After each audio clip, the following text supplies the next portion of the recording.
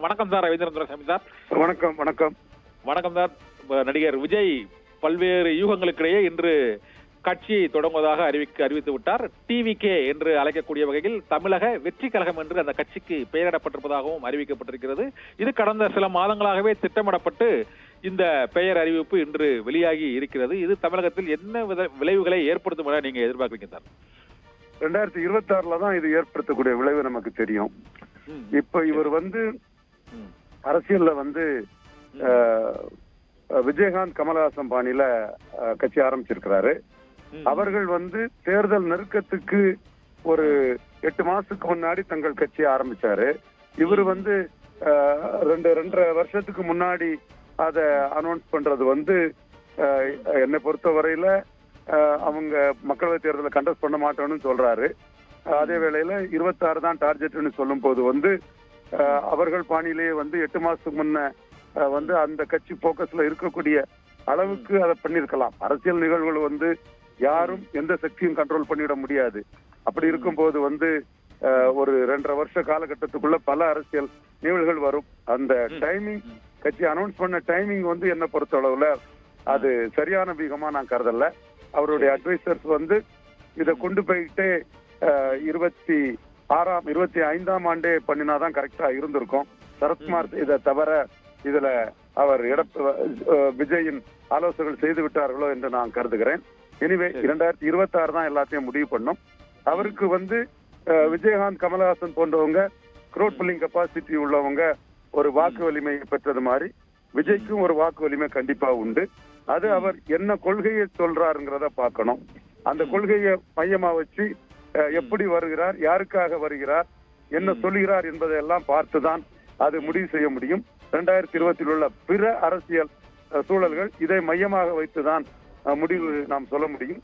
இந்த காலகட்டத்திற்கு பிறகு 2.5 ஆண்டுகளுக்கு பிறகு தேர்தல் நெருக்கத்தில் இன்னொரு நடிகர் கமலஹாசன் கட்சி ஆரம்பித்தது போல் அஜித்தும் கட்சி ஆரம்பிக்கலாம். அதற்கு அஜித் தன்னுடைய முடிவை சொல்வதற்கு இன்னும் 1.5 ஆண்டு காலம் இருக்கிறது. அவர் விஜயகாந்த் கமலஹாசன் பாணியில தேர்தல் நெருக்கத்தில் நடிகருக்கு கட்சி தேவையில்லை, கலைஞனுக்கு கட்சி தேவையில்லை என்ற கமலஹாசன் கூட கட்சி ஆரம்பித்தார்.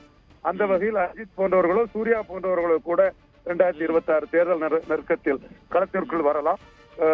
விஜய் கட்சி ஆரம்பிப்பதற்கான முஸ்லிம்களை செய்து கட்சி ஆரம்பித்திருக்கிறார். நம் வாழ்த்துக்களை அவருக்கு தெரிவித்துக் கொள்கிறோம்.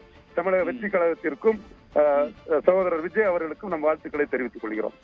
ஓகே சார், நீங்க வாழ்த்துக்களை தெரிவித்திருக்கீங்க. அவர் தமிழகத்தில் ஒரு புதிய அரசியல் வரவாக தமிழக வெற்றி கழகம் வந்திருக்கிறது. ஆனால் தமிழக அரசியல் களத்தில் இன்னொரு நடிகருக்கு ஒரு புதிதாக ஒரு வாக்கு வங்கி உருவாகி வெற்றி பெறுவதற்கான ஒரு அரசியல் சூழல் நிலவுதா சார்? திமுக 30%, அதிமுக 30% வாக்குகளை அவங்க அள்ளிட்டு போயிடுறாங்க ஒவ்வொரு தேர்தலிலையும்.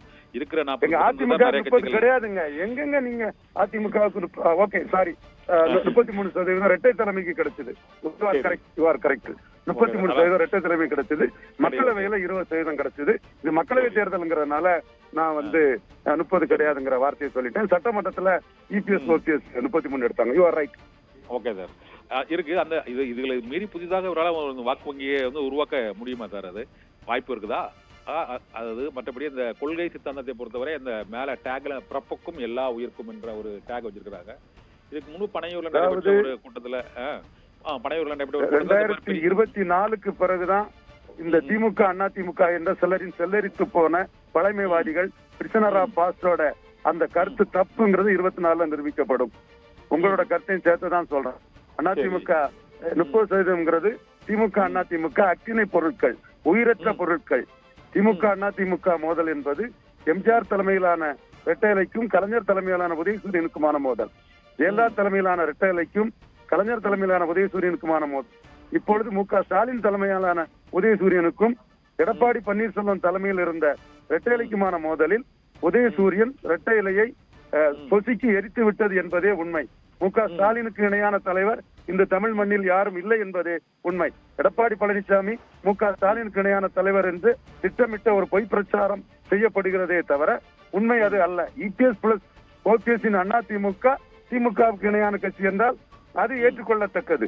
2024 ஒற்றை தலைமையாய் எடப்பாடி பழனிசாமி என்ன வாக்கெடுக்கிறார் என்பதை பார்த்துதான் திமுக அண்ணா திமுக ஸ்டாலின் தலைமையிலான திமுகவுக்கும் எடப்பாடி பழனிசாமி முதலைமையிலான அதிமுகமான போட்டி கலைஞர் ஜெயலலிதா போட்டி மாதிரி, கலைஞர் எம்ஜிஆர் போட்டி மாதிரி தொடர்கிறதா என்பது தெரிய வரும். அது இல்லாவிட்டால் அதை பொறுத்துதான் நாம் அதை சொல்ல முடியும். அதைத்தான் நான் தெளிவாக சொன்னேன். 2024 ரிசல்ட்டை பார்த்த பிறகுதான் விஜய் கட்சியின் தாக்கத்தை நாம் கூற முடியும் என்று என்னோட கருத்தாக கூறுகிறேன்.